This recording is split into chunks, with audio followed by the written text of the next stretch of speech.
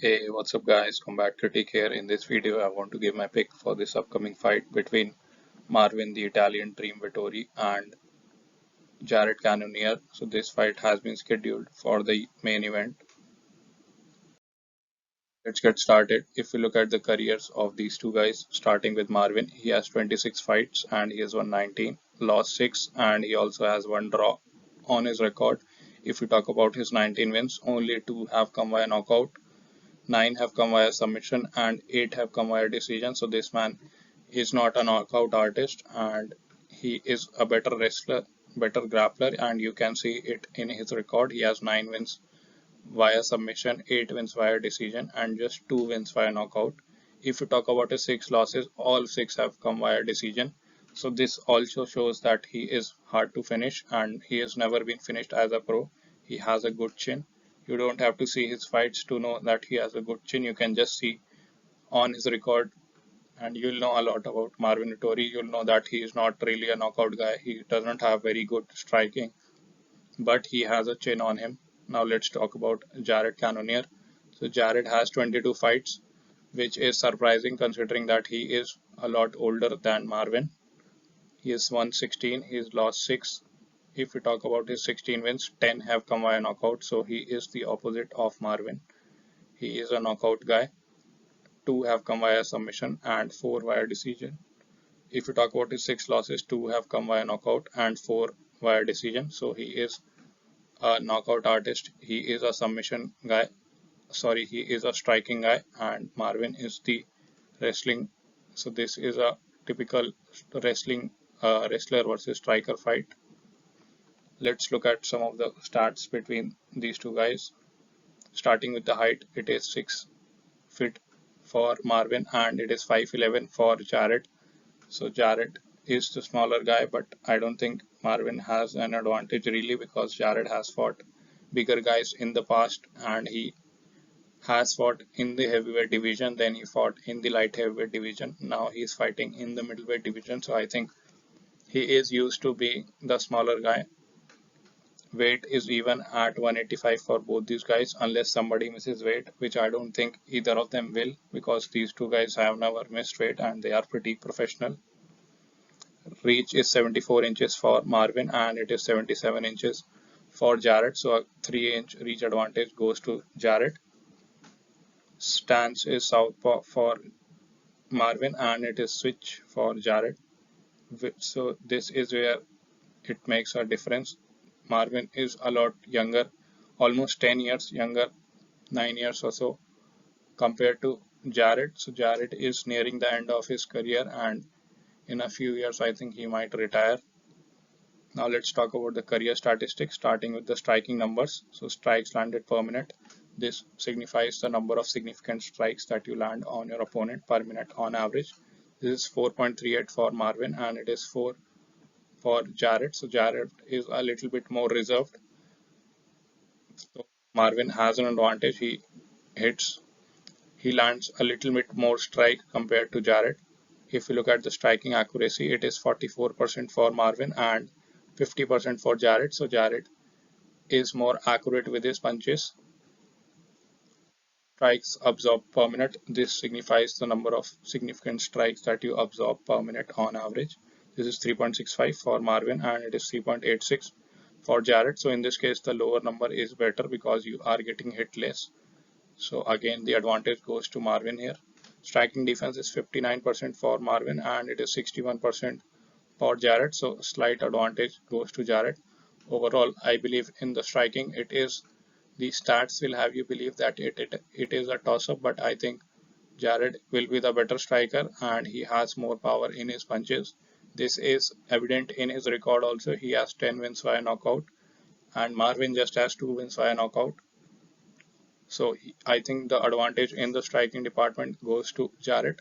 But let's look at the wrestling, grappling and BJJ statistics as well.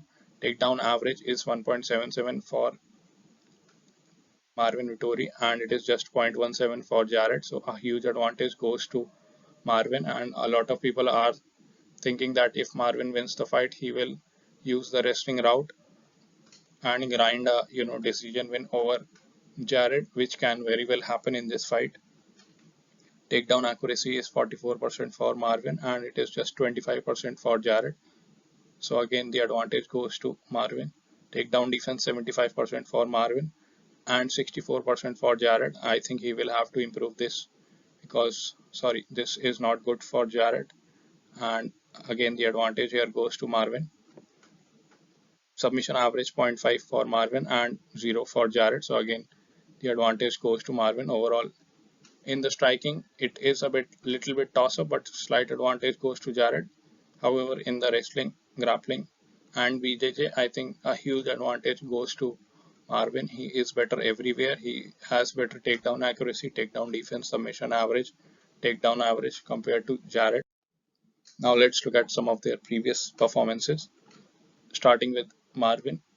So in his last fight, he beat Roman Dolidze by unanimous decision. This fight just happened at UFC 286 March of this year. This was a 3-round decision, and a lot of Marvin's wins and losses have been decisions. He is a very durable guy. It's very hard to put him out, even though he eats a lot of shots, he gets hit a lot, but he still has a chin on him, and we have seen him in his previous fights. In the fight before that, he lost to Robert Whittaker via unanimous decision. This was in September of last year, again a 3-round fight. Before that, he beat Paulo Costa, and this was a good fight between these two guys. This was a 5-round fight in October of 2021. He lost to Israel Adesanya. This was the second time these two guys fought, and both the times Israel won via unanimous decision. This was a 5-round fight, so he is a very durable guy, even though he's fighting all these heavyweight, hard hitter guys like Paulo Costa, and Adesanya is also really crisp in his counter striking, but he's not been able to finish Marvin Vettori even once, even though Adesanya beat him twice now, both the times via decision. Before that, he beat Kevin Holland, again a hard hitting guy, via unanimous decision in a 5-round fight. He beat Jack Hermanson via unanimous decision in December of 2020 in a 5-round fight. He beat Carl Robertson via submission rear naked choke back in 2020. Andrew Sanchez unanimous decision, and Cesar Ferreira via unanimous decision. So he is a very consistent, very durable guy. Good cardio, great chin, and good wrestling. Now let's talk about Jared. Jared in his last fight beat Sean Strickland via split decision, and this fight happened in December of last year. It was a 5-round main event. Before that, he lost to the champ Israel Adesanya via unanimous decision back in July of last year. This was also a 5-round fight. I don't think these two guys have cardio issues. And if you talk about the fight before that, he beat Derek Brunson via KO. However, Derek was doing good in this fight, especially in the first round, and he almost finished. Yeah, he was on the verge of finishing Jared. Before that, he beat Kelvin Gastelum via unanimous decision. Kelvin is also a very durable guy, even though he loses a lot, but he's really not getting finished. He has a great chin, just like Marvin. Before that, he lost to Robert Whittaker. So both these guys have lost to the same guys in recent memory, which is Robert Whittaker and Israel Adesanya. Before that, he beat Jack Hermanson via TKO, Anderson Silva via leg kick, and David Branch again TKO. Before that, he was fighting at light heavyweight. He lost to Dominic Reyes and Jan, but I don't think these fights are relevant now that he is fighting in middleweight. Overall, I think if I have to pick a winner of this fight, I'm gonna go with Marvin Vettori. I think he will be a favorite, and most people will pick him to win a fight, and it will be a unanimous decision win. It's hard for Marvin to finish a fight, but at the same time, it's hard for his opponents to finish Marvin, which is why all his wins or losses have mostly been decisions. I think he grinds out a decision over Jared Cannonier. He takes him down, wrestles with him, and wins a decision. That's it for this video. Let me know what you guys think in the comments below. I'll see you guys in the next video.